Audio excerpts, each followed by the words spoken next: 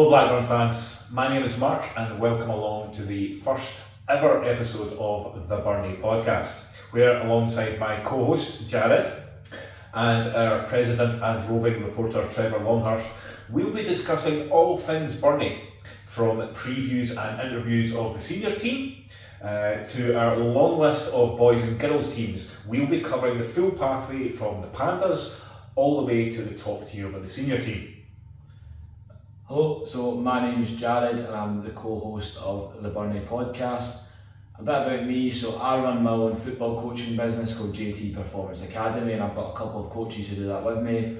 I've played football for over 10 years, I just gave it up last year and I've been coaching for 4 years. And in that short time, I've won the Scottish Cup with Blackburn United and I've been a football coach at Livingston Pro Youth, so it's been a great experience.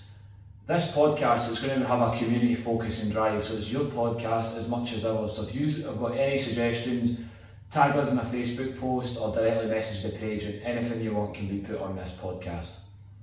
So each week we'll be starting off with any community news and announcements before diving into some interviews and finishing off with a bit of related football chat. However, tomorrow is the start of the season and our men's team face a tricky Tynecastle side. But before the match kicks off, we've got our own official fan zone that kicks off here at the Purdue Worldwide Stadium on the Middle Park.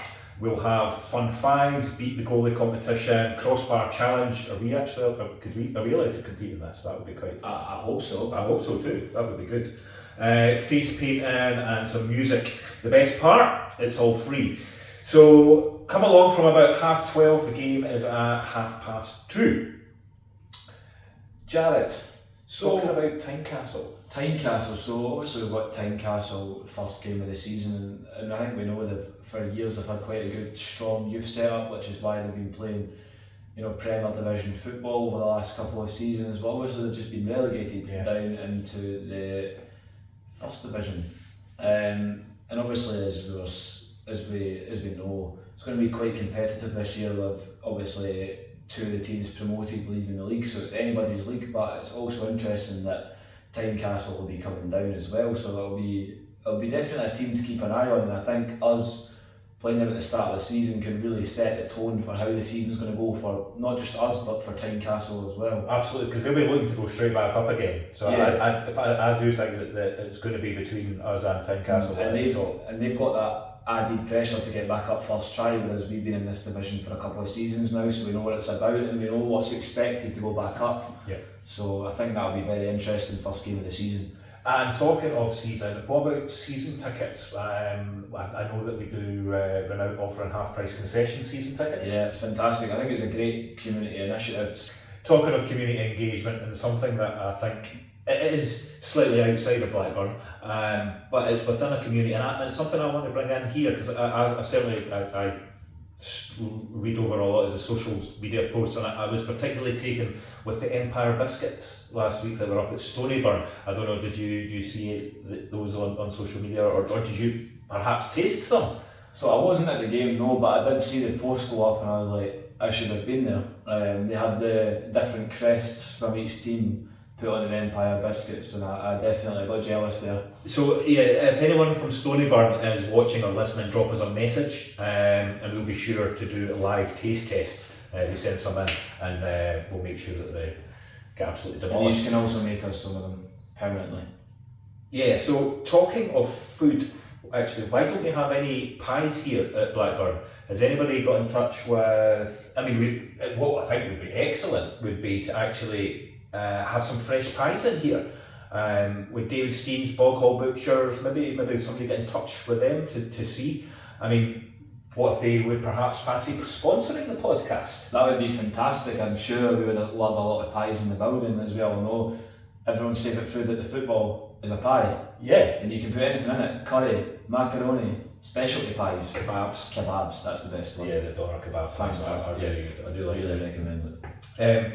So yeah, having guests, that would maybe attract some guests as well if we had some pies on too. Yeah, absolutely. And I certainly need to put on, I don't need to put on another stone or two. I definitely don't need to put on another stone or two. In all seriousness though, we are looking for sponsors to come on board the podcast. So if you've got a small business or fancy becoming part of the Burnie podcast, please do get in touch.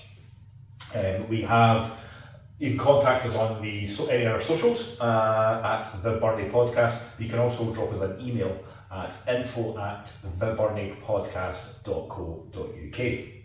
Bit of good news for an ex-player who used to play for Blackburn, Alistair Burns signing. Alistair Burns signing for the Hibs first team. I think that's a fantastic thing to happen for someone who's been involved with Blackburn.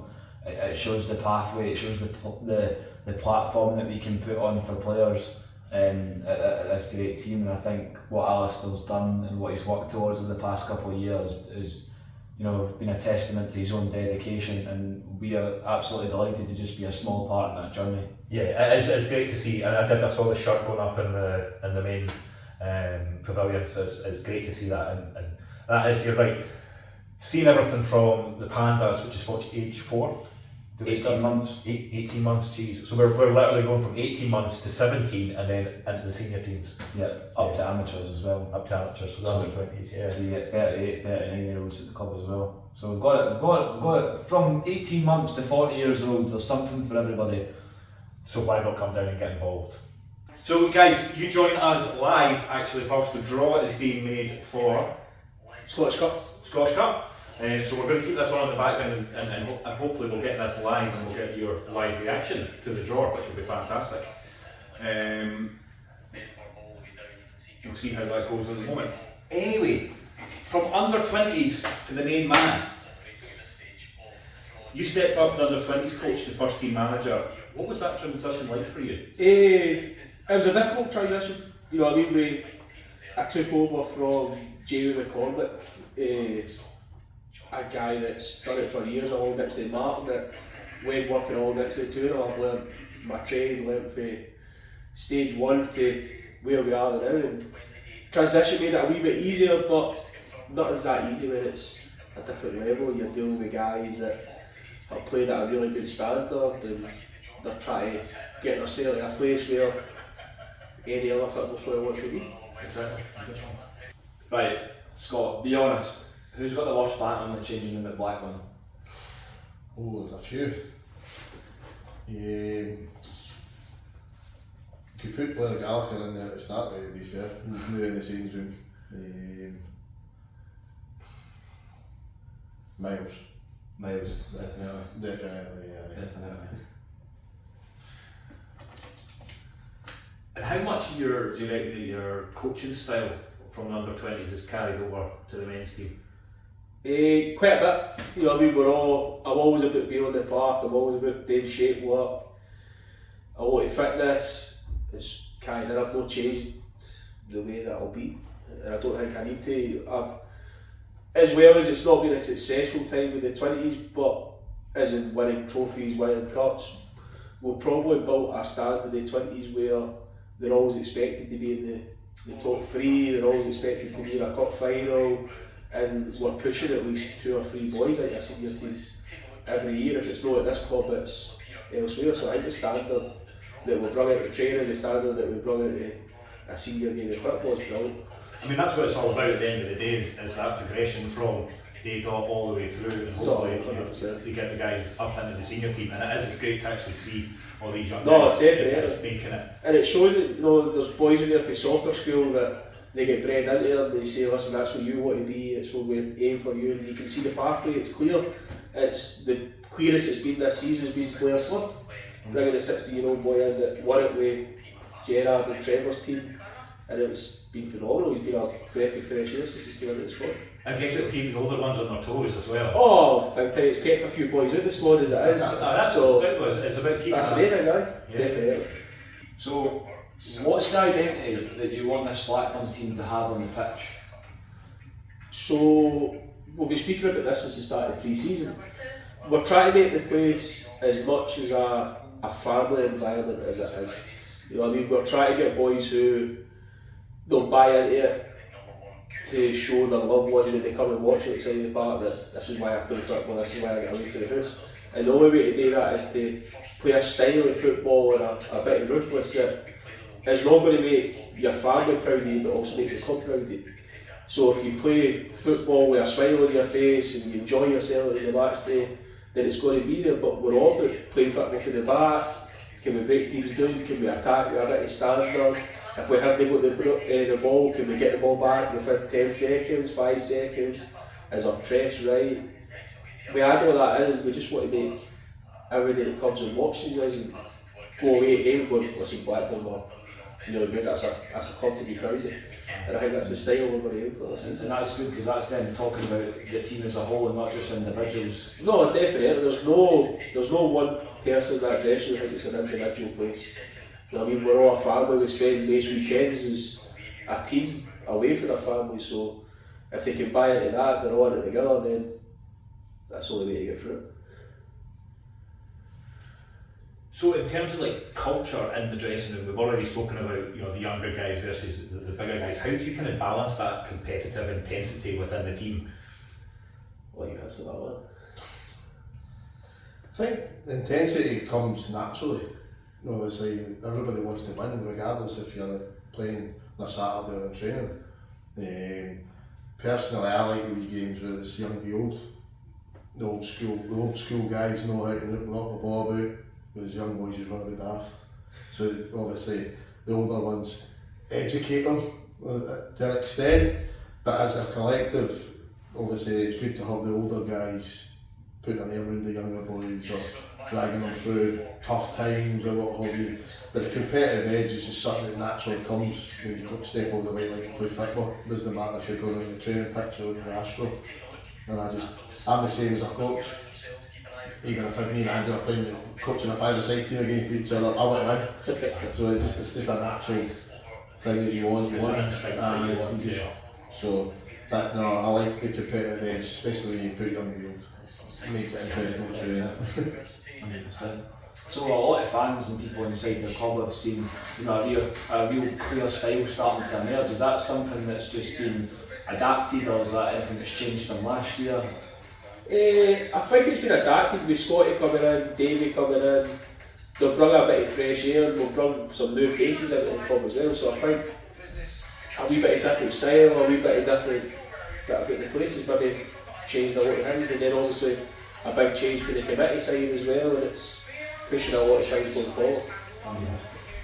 No, I think you're right. I think certainly there's been a big change, obviously, with the committee and everything. I think there's definitely the right people in the right places now to make sure that this place moves forward and in the right direction. No, definitely. Yeah, just making things like this happen as well, so that the community have got something to look at. It's their voice as well. If they want to have an input, they're more than happy to try. No, 100%. That's brilliant.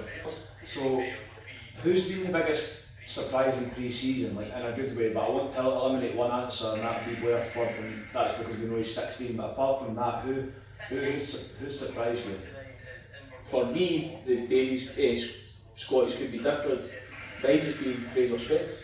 I think Fraser Spence has came back in with a positive and very fit attitude going into the start of the season. He's probably been one of our standout midfielders this season, so he's been a very surprise for into the pre-season.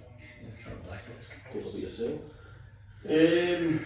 Obviously coming fresh in, so it's quite surprising just to see the standard that's in the dressing room coming from another club. So like nobody really surprises me because I know that there is quality in the dressing room and on the park. So at the moment for me there's no real surprises other than young Blair. But for me it's just surprising the quality that's in the club. It just never needs to start producing on the pitch going forward. So how many training sessions you got left before the big match? One. Just one. So you've got this one. Who's running the hardest in the drills and who's mysteriously pulled a hammy or got Oh, that's a tough year. Because I know in my 2011 squad there's a couple of boys that you can guarantee there's a couple that when you do the fitness.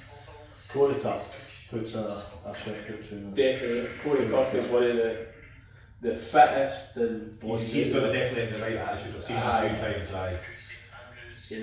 Hiding away from it all, it's a wee bit of a tough one. There's a few. There's a few. It's just hard to out them on a It podcast, is, isn't it? yeah.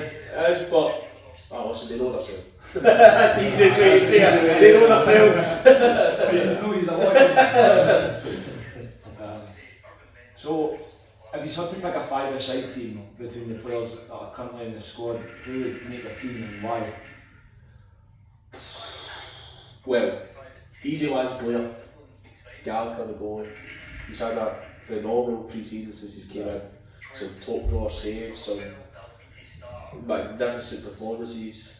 I think he's fitted in well as Oh, different class. I've not met him personally, but I've seen him about, and he certainly seems a character. well. Listen, he's brilliant, eh? Different class. The But boys love him as well. that'd be your goalie. Aye. Who'd you put it back? Chrissy Hunter.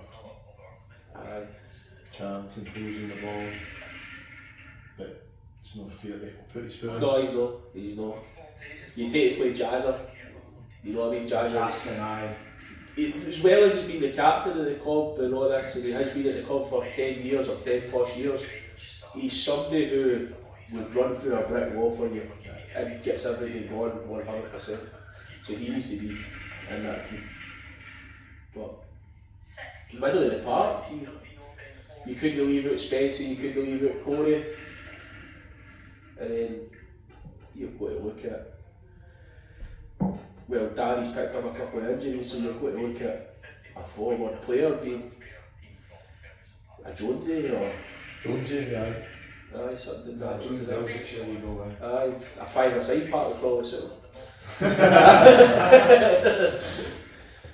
Cool. Quick fire round. Both of you. Hair dryer treatment or arm around the shoulder?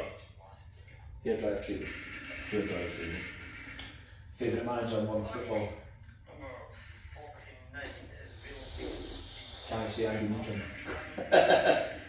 Well, off it, Bolliger. I go off it all the time. That's a fucking tough one. I've lost the Pogo. Mourinho. Okay. Pre-match playlist, pump up tunes or silence? Pump up tunes. Pump on tunes all day. Yeah. Would you rather than 4-3 or 1-0? 4-3. Depends on the performance, so 1-0, 2-0. Fair enough. What's more stressful, managing a match or organising the under-20s training? Managing a match. Yeah. Oh, definitely. I've not took 20s, so No, I need managing a match, you know, you've got the talking about the starting 11 on a Thursday night to then turning up here on a Saturday day, your team talk, question yourself about 100 times if you picked the right team, and then the 400 text messages in the group chat Aye. to make sure we got it right. finishing off or getting the start of the game and thinking yourself, oh, this could be bad. Ooh, season. Drawn Darvel. We've just got news yet. You guys have drawn Darvel in the cups. That's a tough one. As we all know, they beat Aberdeen, was it 3 seasons ago now? That team's no longer there though. Aye, They're all at East Kilbride or St But Cad's. you still think that's something that might play on the boys' head? Oh, they beat Aberdeen a couple of years ago, you know what I mean, going into the match. I'll certainly attract a bit more attention as well, I think. A bit more. Listen, the Scottish Cup itself is a massive cup. It's the oldest cup in Scottish football, and I think What that you play for. I think that the club deserve to get the praise and where they need to be. Darvel's had their chance, so we just need to set ourselves up and go make it the hardest we can possibly be for them. Yeah. Definitely. Excellent. That's quite good actually. That's a good kind of end. So, well, just looking ahead then, now you know kind of who your Scottish Cup opponents are. What are your key ambitions for this season? Where do you want to finish in the league? Anything like that, For me, the finish of the league, we want to get the club promoted. That's my thing. The club doesn't deserve to be where it is for the amount of, and I don't mean that because of where they should be or the players will go or whatever. It's the amount of effort that the committee put in, new and old, the guys that were here before me coaching, the players that have been here for years.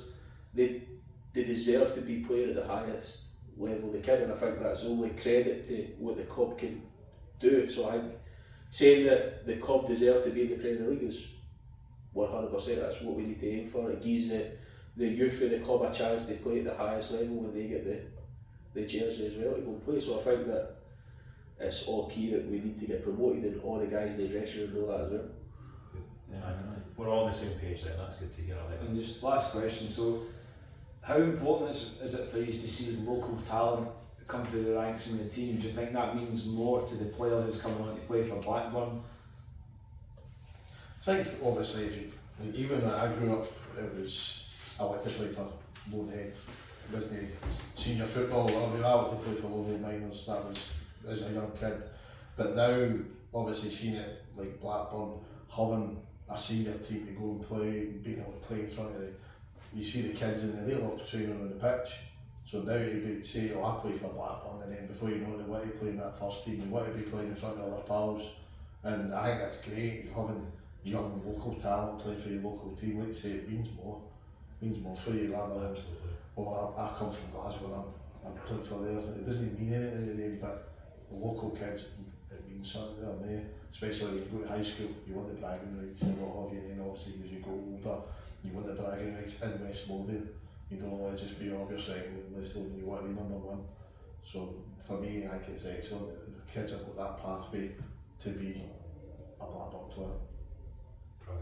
Okay, just one last question then for me. If you could bring in one player, past player, from any level or era to help this squad today, who would you be calling? Oh.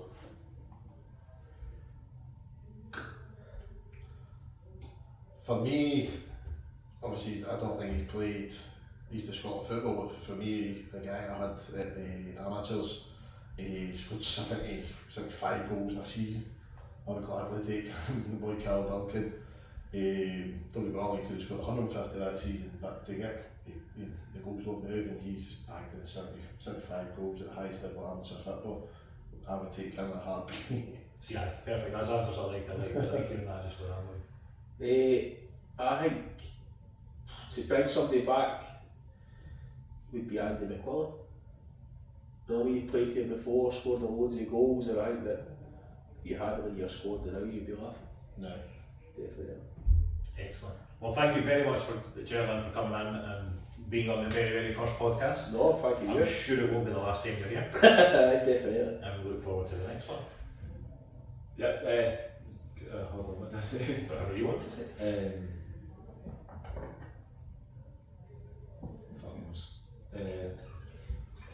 You wrapped up, so that. No, that's fine. That's fine. Yeah, a bloopers room. Yeah, no, it was good, guys. I look forward to seeing you at the end of the season when we're having a promotion party. Absolutely, that's the best one, yeah. Like the promotion party, we're looking forward to that. No, thank you guys. No problem. Thank you. Cheers. Cheers. Okay, so Blair joins the Burnie following the expiry of his contract at Blackburn, and you've already impressed us this in the pre-season. You've got a strong presence and a safe pair of hands, I'm pleased to say. So, welcome to the Burnie. What exactly attracted you to Blackburn after your time at Blackburn? Well, a few boys that I know have been here before, and they says to me it's a great place to be. The boys are great, and when I came and met Andy, after speaking to him, I was like, I know that's where I want to be next season. Just the way he spoke to us about his plans for the season, and I just thought, this is where I want to be. You wanted to be perfect, I like that. Definitely. So, you've had the ground running so far in pre-season, so how's that affected you settling in with the boys? Do you think that's been positive or negative? I think it's a good thing. I think if you came in and you were conceding goals left, right and centre and you weren't playing very well, I think it'd be different. So I think it does help that you came in, started both the season well, albeit it's pre-season, but I think if you're playing well, the boys are going to have a better relationship with you. 100%. I know you've only had a couple of games in the pre-season at the moment, but what do you look for most in kind of your back line? Is it calm heads at people, or are you expecting people to shout louder than you, or are you the one doing the shouting? I like to be the one that's doing the shouting, but I do like to have a defence that is loud to talk me through the game, talk us through the game, because I know that's something that I try my best to do. So quite like just as long as they're good with their feet as well, so I'm not getting any dodgy passes back to me. But no, I do like it when a defender can talk to you, talk to others. It just makes everything so much easier for everybody in the back line. Good.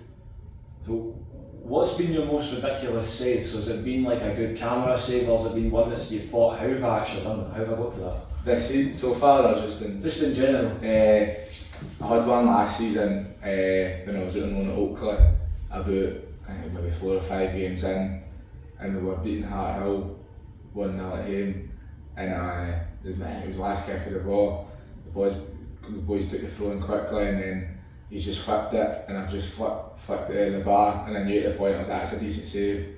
And then as soon as the VO came out, I was like, I'm having a look at that, and then you watch it back and you're like, that is good. And they posted it to Facebook as well, and it's good seeing the comments of folk as well. But it's good after making the save, and then just get rid of the corner, and then that was it. Whistle was blown. So there's been a few, but that's the most recent one that I thought, that was good. Excellent, good stuff. So, you've got a nickname, Beansy. How did that come about? Stupid me when I started my apprenticeship.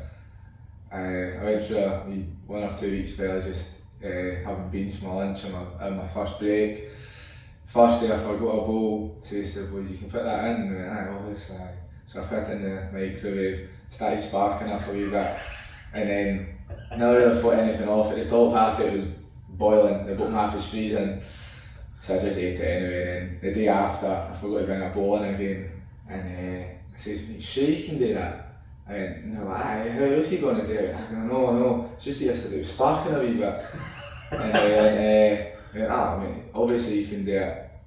I put it down, sat down at the table, about a minute and a half goes by, bang, microwave door, open, beans everywhere. I'm surprised I actually took that long, like, I know. it You were wasn't warning signs after it started sparking. I did think that, but I just thought maybe it was a dodgy microwave. Best part was I put it in a different microwave today, so hoping that it was going to be... It would be different. But no, it wasn't. Beans everywhere. So for that point it was beans at work, and then my pal started calling me it, and then there's beans here as well, so I think that's going to stick around. Brilliant. And I know you don't know the guys that well, right? But if the Burnie lot were a band, who would be the lead singer? Oh, probably going to go with Davy Henry. Davy Henry? Aye, after a few pints I can see him Being it loud in the microphone. being a big karaoke. Don't know how good he'll be, but I think he's got that. I think he's got it in him. Brilliant.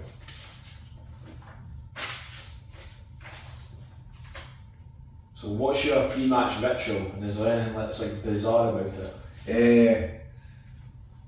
I have a... Tiny beans? No, no beans in a match day.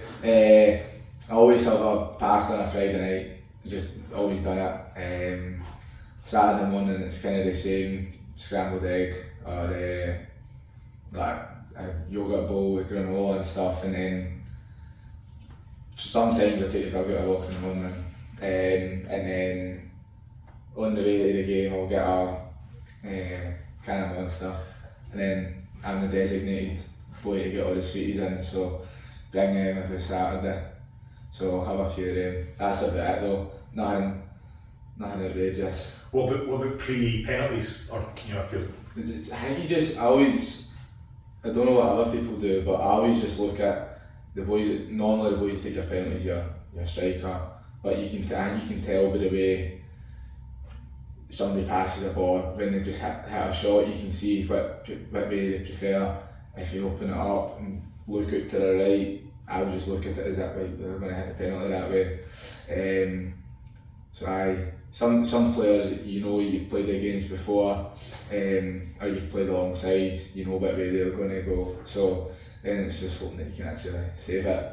Yeah, that's quite interesting as well, because like even when you're watching like on the professional game, like the commentators will sit and talk about it being a guessing game, but to have insight on it, it's quite smart when you think about it.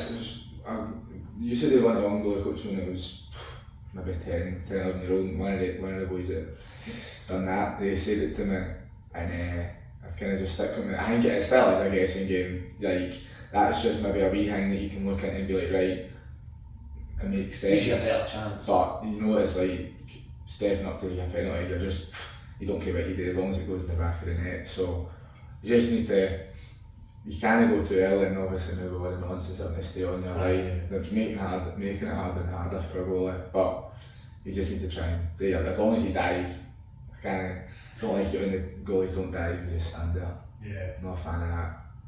Not at all. No, I know where I'm putting my penalty if I ever take one against you then. Right in the middle. No, I will. You do get there, folk. Don't want to talk about them though.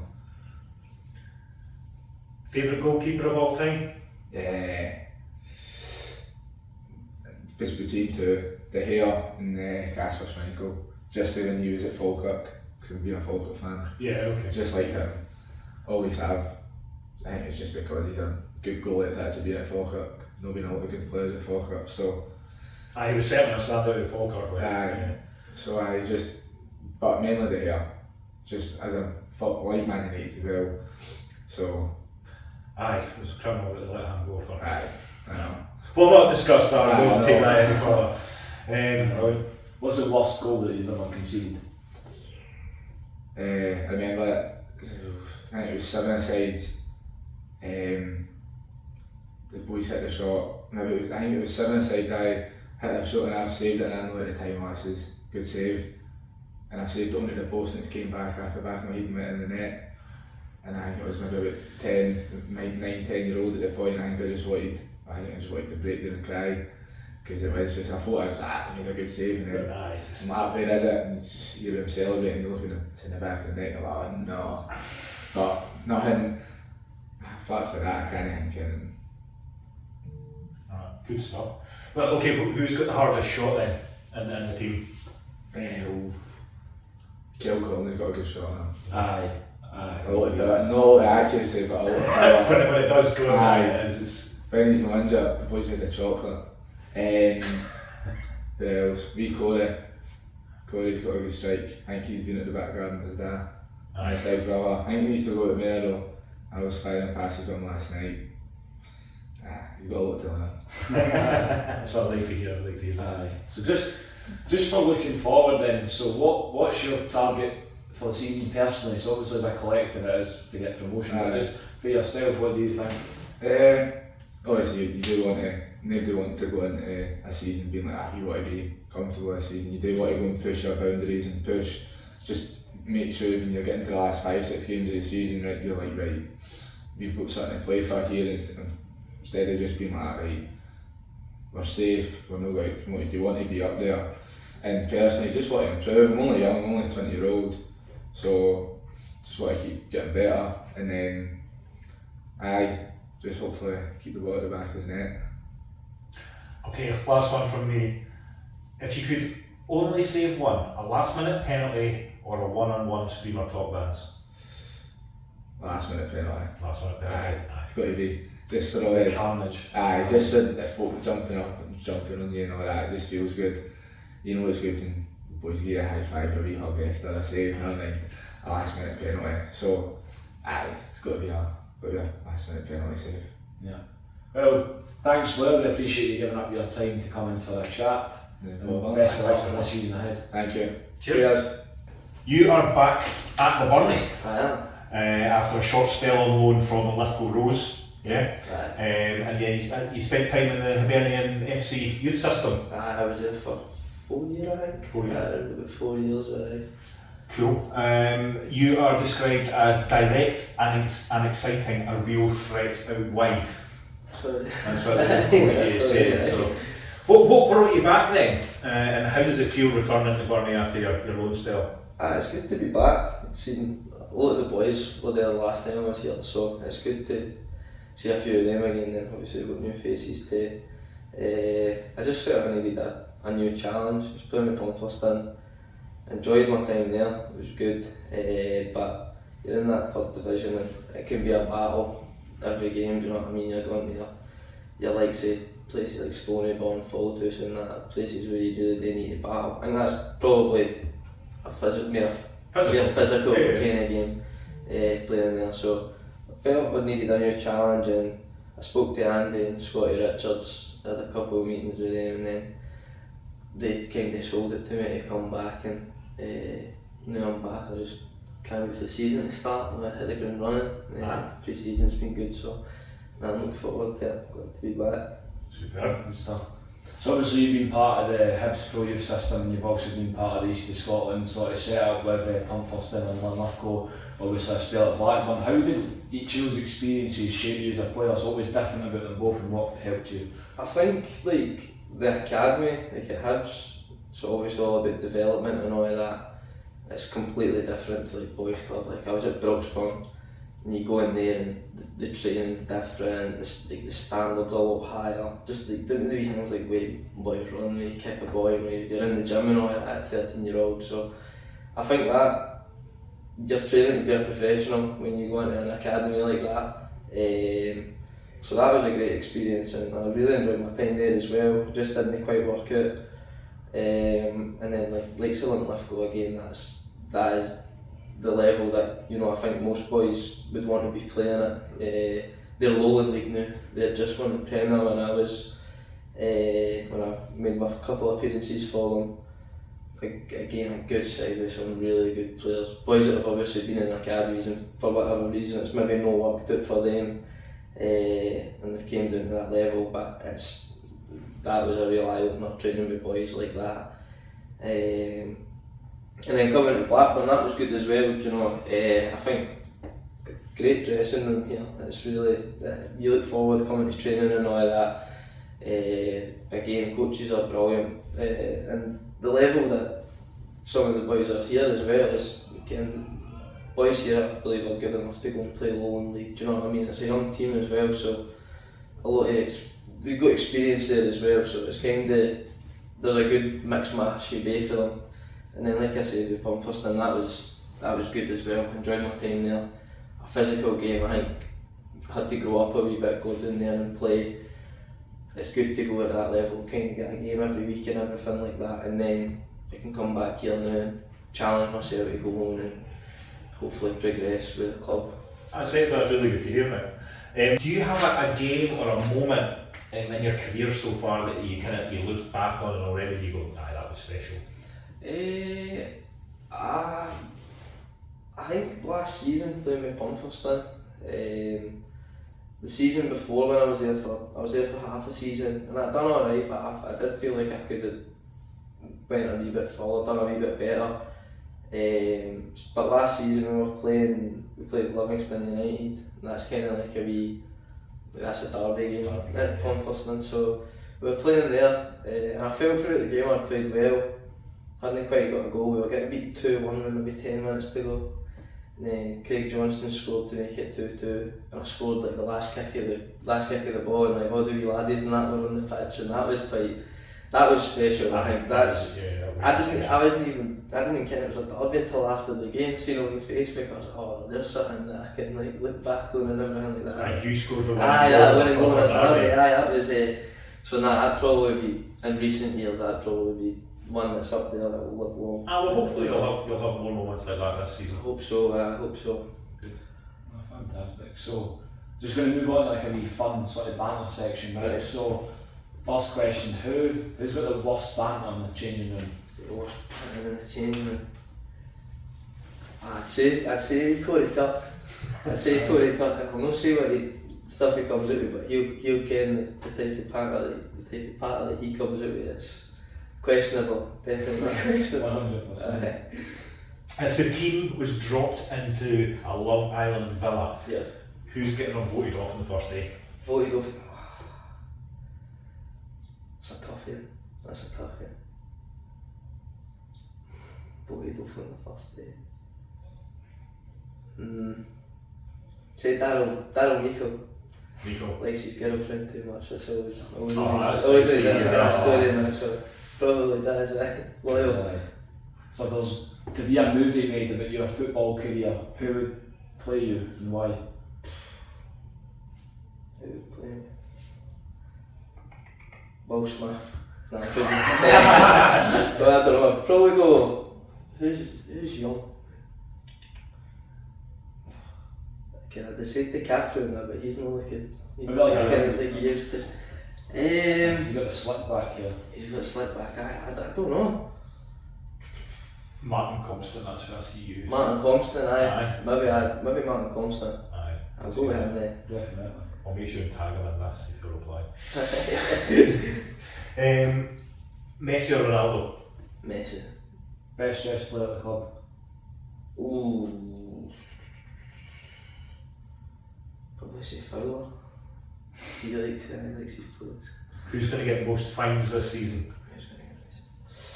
Managers and coaches included. Oh, I don't know. Most fines. Trying to think who's always late.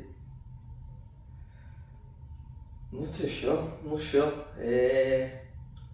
We'll maybe ask that one later further on in the season. Ask me later. So when you go in for your post-match review, do you pick up the pie or the hot dog? Oh, pie. 100%. Aye, all day pie. Aye. And which teammate would you not like to be stuck in a lift with? Not like to be stuck in a lift with. Probably Beansy. Beansy. Aye. We didn't get much of a conversation. Yeah. So just looking ahead, what are your, personally, what's your goals for this season on and sort of off the pitch as well? Just, I think, when you come to a new team, I think you need to try and establish a place in the team. I think that's what you'll try and do, kneel down a position, and then just play well, score goals, contribute. Hopefully it's a good season, as a club, as a team. Obviously the aim, Andy said to us, is going up, getting promotion and that, and it's a tough league, but for what I've heard from a couple of the boys, with Burnie and Camelin going up, it's kind of left it for it can be anybody's league, so just compete up at the top hopefully, and just maybe score a few goals and get a couple of assists this season personally, that'd be good. Okay, last question for me. If looking back to your Pumperston or Hibs sort of experience, is there any player that you could bring from that to this squad? Who would it be?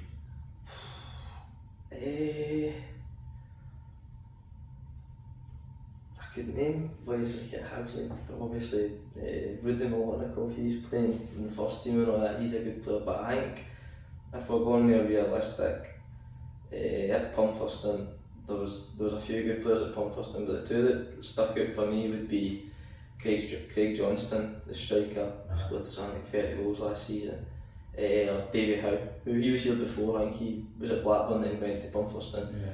Two really good players, and I think would be good assets, to be honest with you. You wouldn't pick myself even though I was on trial? I would, maybe in a coaching role.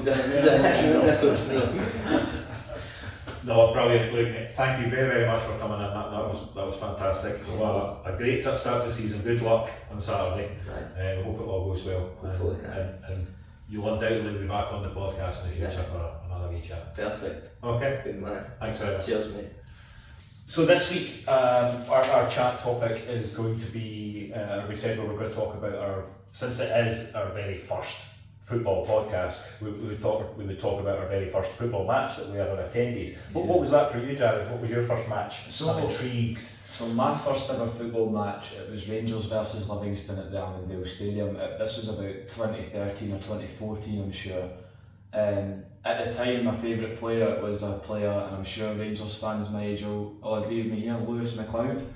Blast from the past. He was my favourite player. He was really technically gifted. I loved watching him. The ball got crossed in. There was I think it was a little header that went out to the edge of the box, and it was a bicycle kick. So I remember that game vividly, and I think the funniest thing I remember from the game is my dad said, because we were in the home end, and my dad said, if we score, you can only celebrate if people around you are celebrating. And I've seen a couple of people jump up, a couple of people sort of go at that, and I went, sat back down. So that was my first football game at the Tony Macaroni Arena. As it was known back then. And yes. It's now called Set Fair. Set Fair. That's poor. Very poor. Yeah, not particularly. There we go. Not as good as the Purdy Worldwide Community Stadium. Oh, absolutely not. I'd go this far to say this is better than the Bernabeu. Well, yeah, having never been to the Bernabeu. I think it just the quality is just slightly differs. Just really, I think we just a wee touch. Well, as some of you may know, I don't, and actually I've never actually followed any football team other than Blackburn United. In fact, my favourite colour is turquoise, right in the middle of green and blue on the colour wheel. So I'm a neutral when it comes to the Old Firm divide, but I am a consummate football fan all the same. So, however, I think the very first football match I went to see, and I remember was going with my uncle back then to watch Hibs versus Dunfermline in the Skol Cup in 1991. That was my very first visit to Hampden Park. I think it's changed a bit since 1991, or is it still a dive? It's worse. It's worse, okay.